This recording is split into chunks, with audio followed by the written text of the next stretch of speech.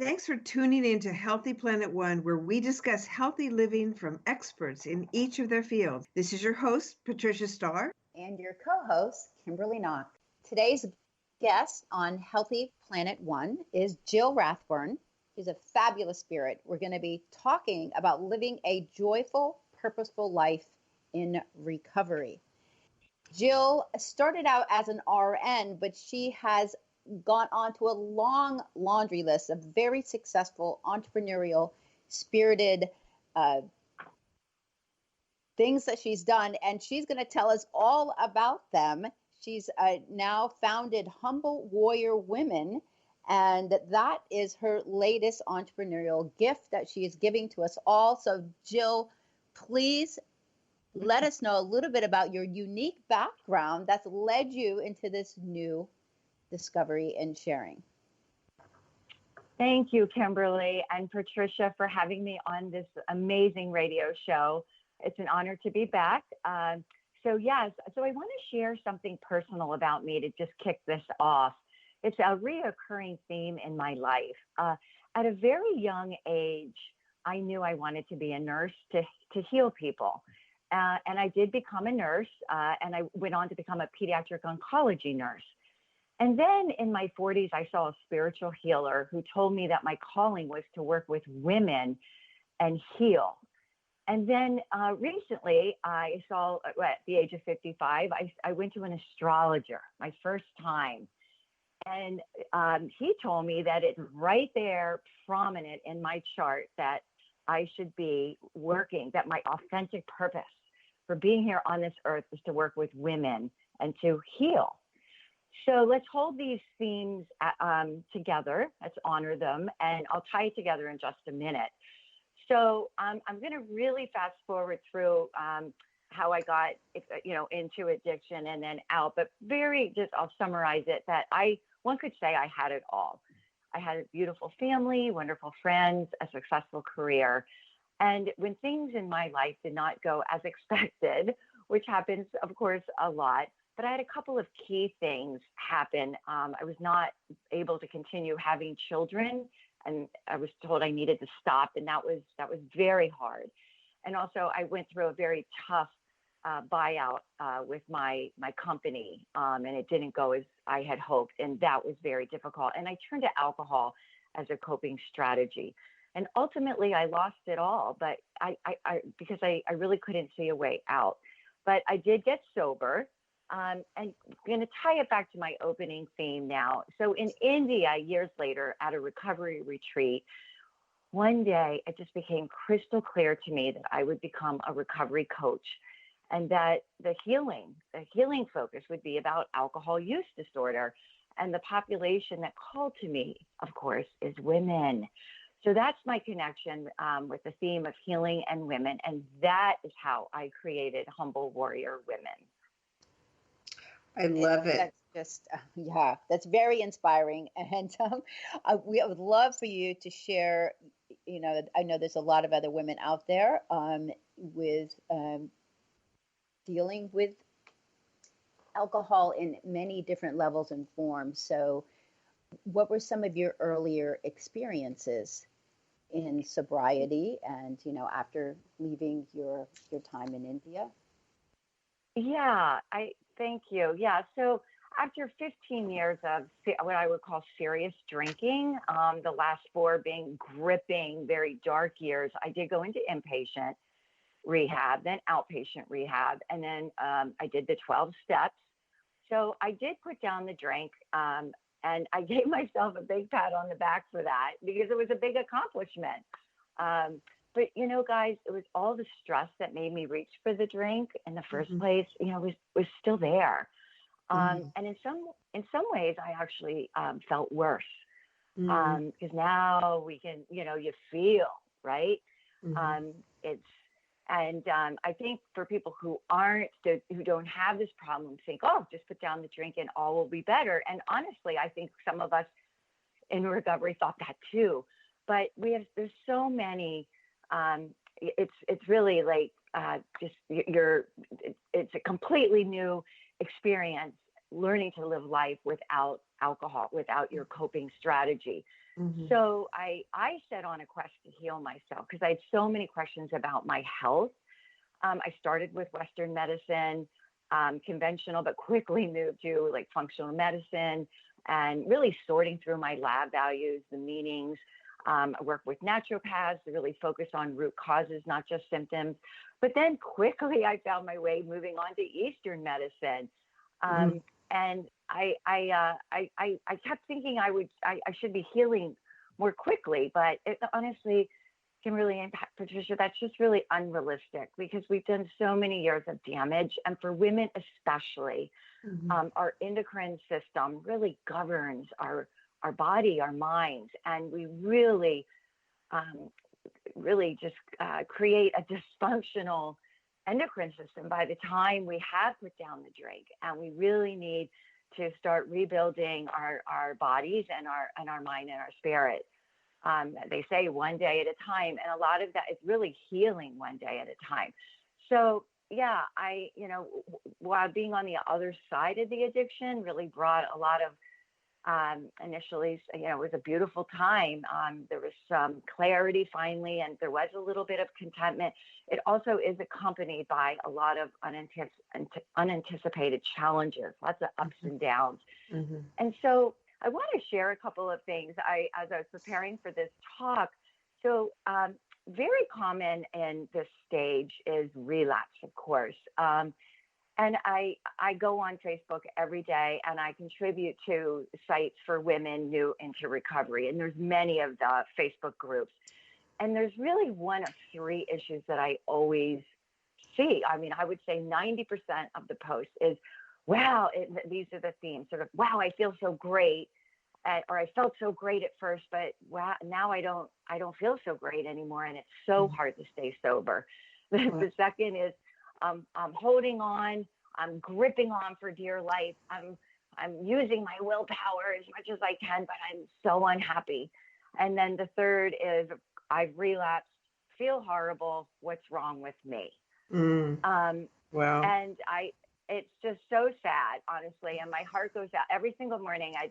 Because I want to be part of these people's lives and I want to share some of my insight. I do have a couple of posts that I pulled, and this is very current to what we're going through with the virus in our world. And so here's from a nurse. She's like, "Hey, any other nurses or hospital employees struggling right now? The world is shutting down, but for us, it's going to turn into 60, 80-hour weeks, struggling just to stay healthy ourselves and possibly quarantine from our own families." Yeah. Meanwhile, I hear everybody stocking up on liquor and wine, and I'm over here just wanting a glass of wine to turn off the noise in my head. Wow. And then there's an emoji that just is so sad. So this person, God love her, she is hanging on. She is white knuckling through it. She has not had a spiritual change. She is very early on. Here's another one. I blew it after 42 days. My body feels horrible. I'm so depressed. Idiot me thought I could go back to moderation. If you're thinking to just drink here and there, don't do it. Here is day one all over again. What's wrong with me? The withdrawal and sadness all over again. Wow, So that's powerful. It breaks my heart. I'm just stopped.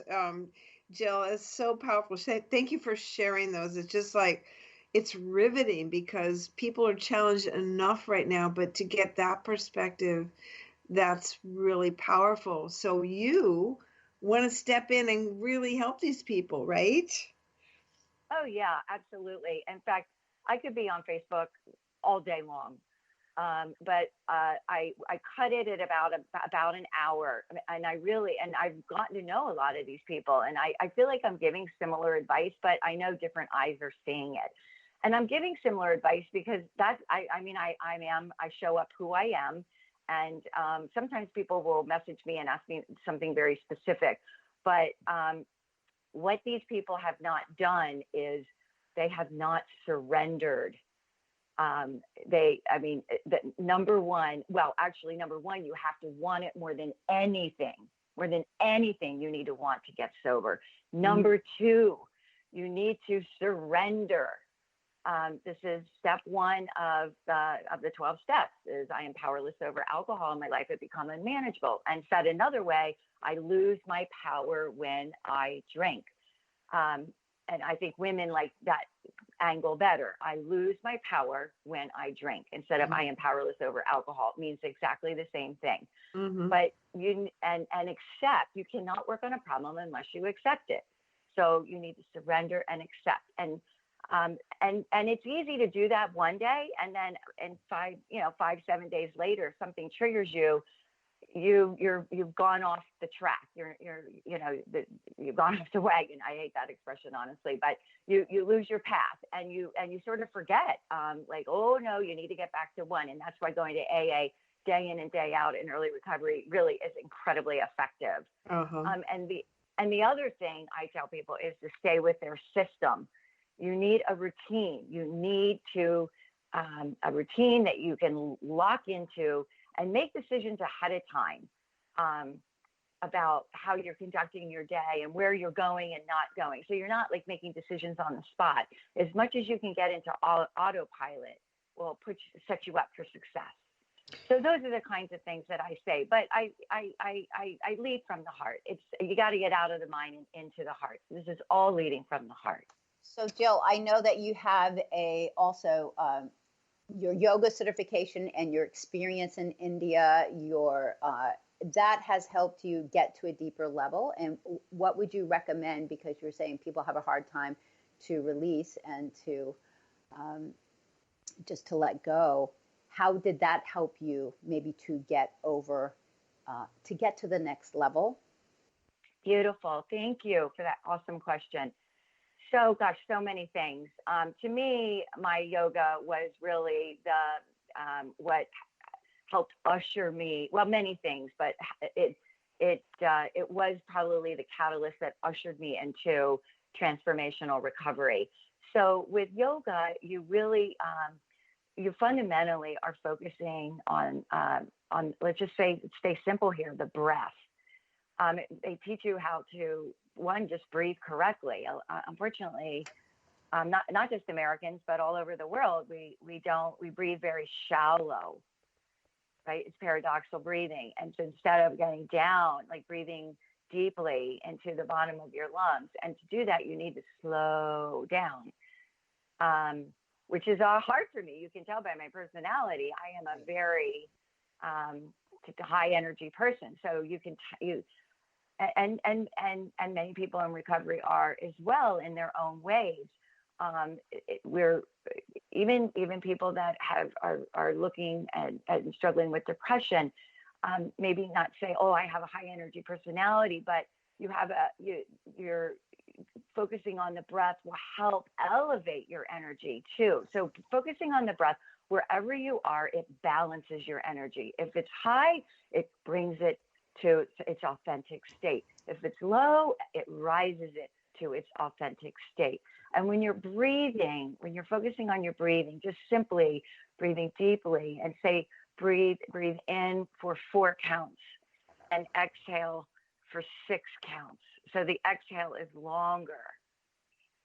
That will balance and stabilize you. And some of us can then, the exhale becomes 8 counts. So breathe in for 4 and out for 8. And then you can even extend it longer.